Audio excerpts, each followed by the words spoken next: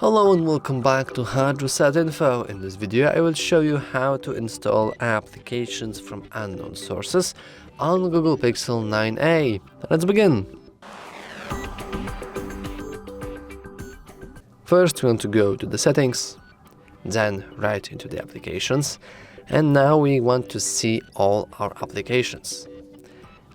After we have a list of all our applications on our screen, we want to find and locate our browser that we are currently using. For me, it's Chrome, which is found right here. And if we scroll all the way down, we can see that right here at the bottom we have the ability to install unknown applications. I will click it, and I will enable installing unknown applications from this source.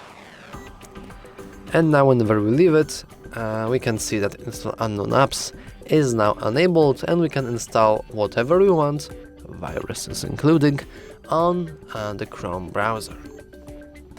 And of course you can apply this tutorial to any browser you have. And yeah, that's all for this video. If you found it useful, please remember to like and subscribe. Thanks for watching.